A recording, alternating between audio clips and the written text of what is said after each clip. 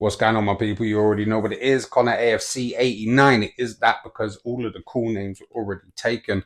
I wanted to sit down and talk to you in front of the camera like normal, but I've also got to make dinner, so we're going to do this at the same time. What I want to look at is what do we need to do as a team moving forward to next season? What is it that Arsenal need to change? Now, obviously, there's a lot of positions where we can do with improvement, and then there's stuff where we don't really need to improve much. Like, if we think about it, our back line doesn't need much work. We are absolutely stacked in that position. Okay, yeah, we've been hindered with injuries this year, of course, but in terms of the cover we have, we're sorted in those positions. There's talk of getting another centre back in. Obviously, there's a lot of talk about Huijsen at Bournemouth, but he's at a point in his career where he's not going to want to go somewhere and not be a starter.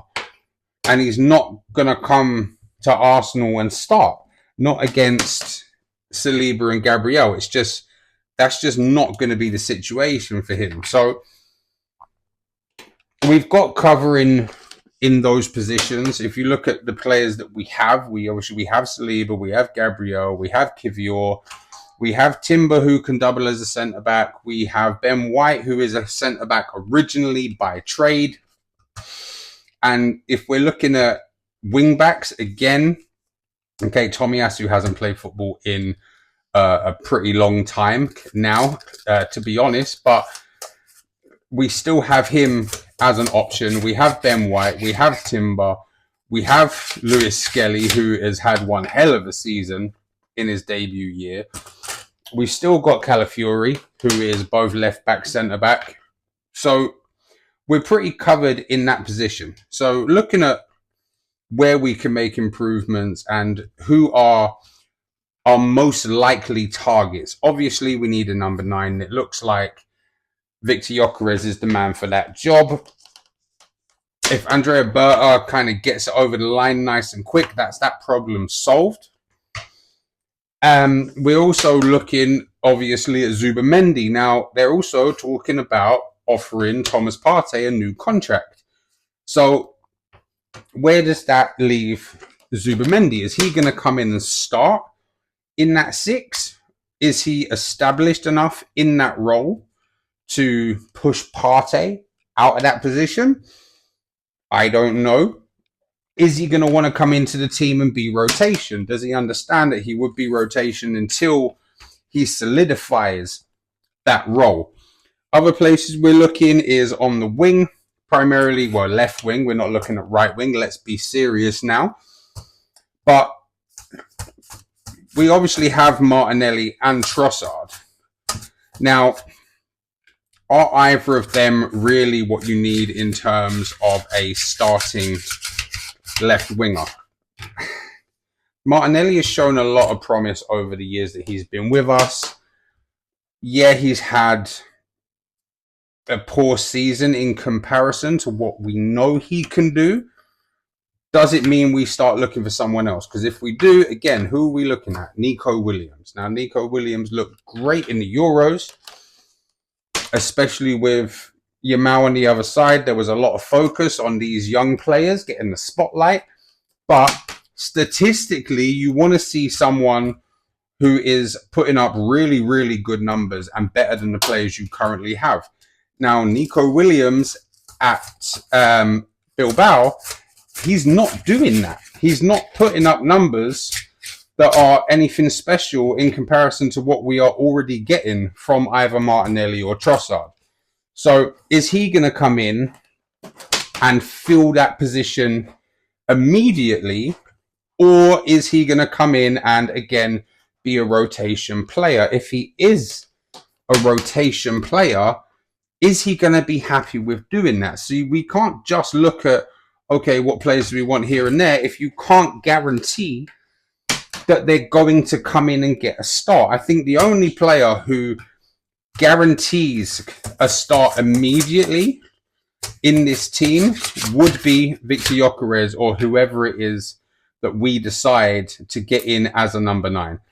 Everyone else is basically going to be a bit part player, or at very least a rotation player until their spot is solidified. Now, my big question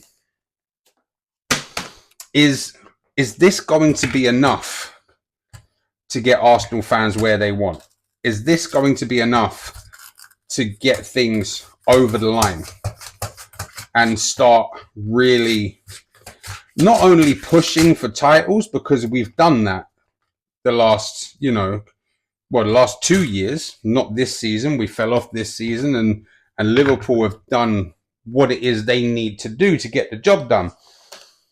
We still have a second leg of the semi-final with the Champions League, so we don't know what's going to happen there.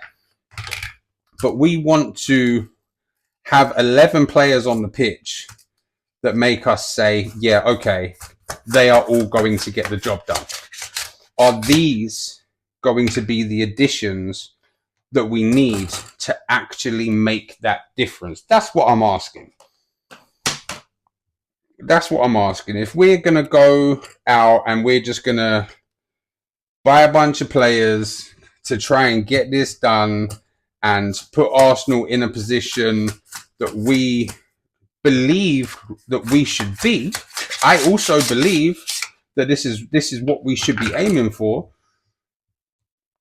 But I want to know what you think. Are these the players that are going to make the difference? Are there any other players that you would bring in? Is there someone else you'd bring in defensively? Again, like I said, I don't think we need to do it. But would be bringing in Zubimendi, Nico Williams, and Viktor Gyökeres be enough?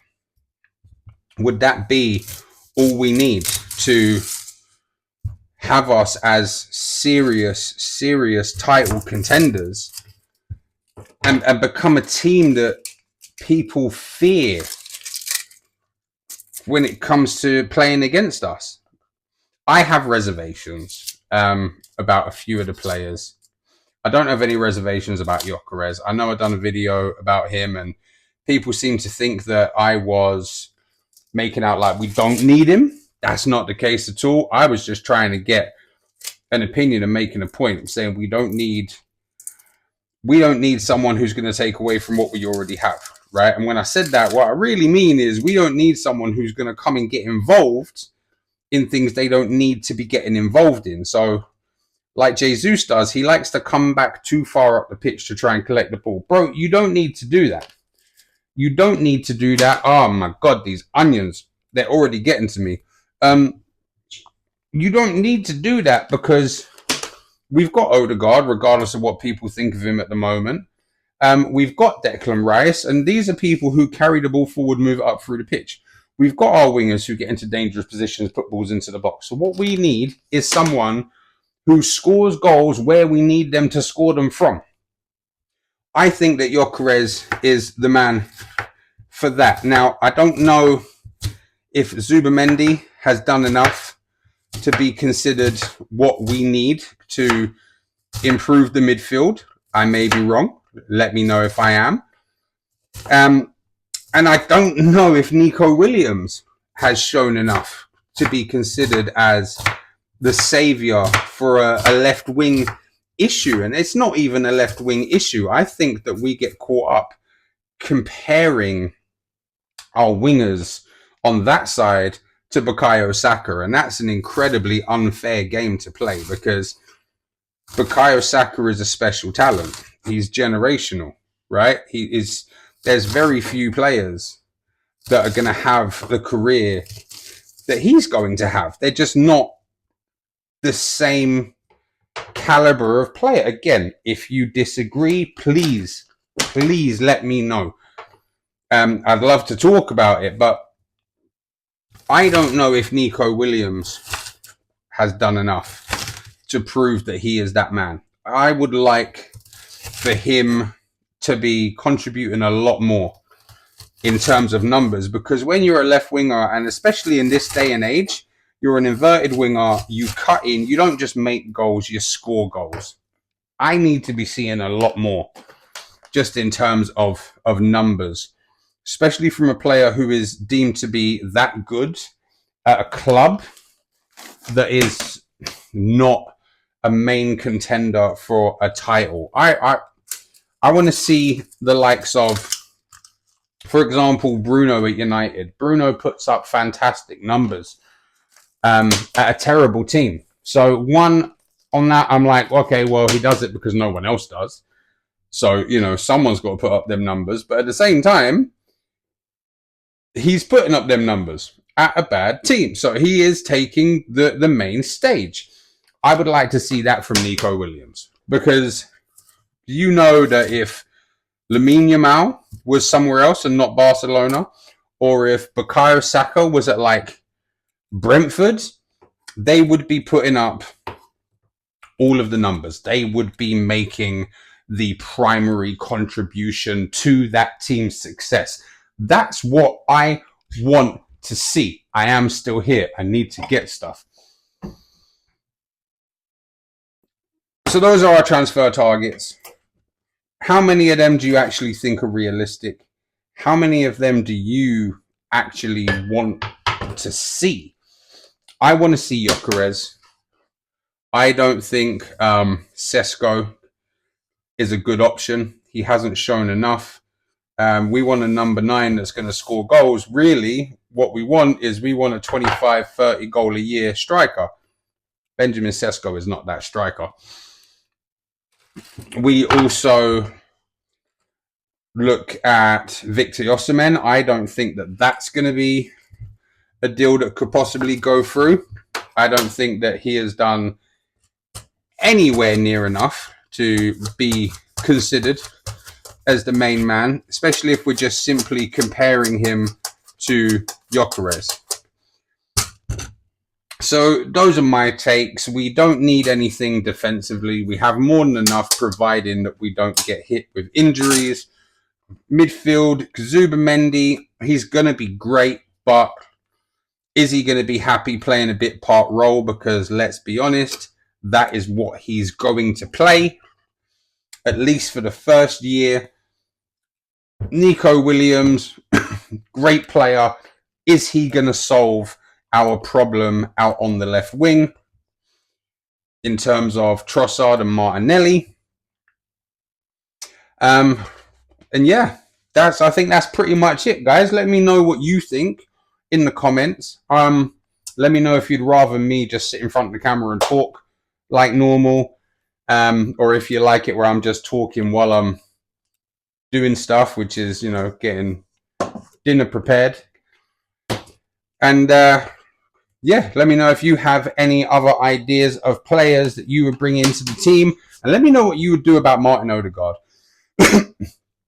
Is he just having an off season, or does it look like he's having a bad season because he's not contributed anywhere near to the standard that he has done in previous years? Would you try and get a top-class centre attacking mid in? I mean, let's be honest, we're not really going to get someone like Florian Wirtz or Jamal Musiala, are we? Or do you put all your eggs in one basket and put all your faith into Ethan Nwaneri? Because every great player in the world started as a great youth team player at one point. This may be as good as he gets. I hope it's not. This may be the best he ever plays. Or he could excel to become one of the best players in the world. So do we put our faith and our trust in this young kid moving forward? Let me know what you think in the comments. You will be seeing another video soon after our game against PSG. And I will catch you in the next one.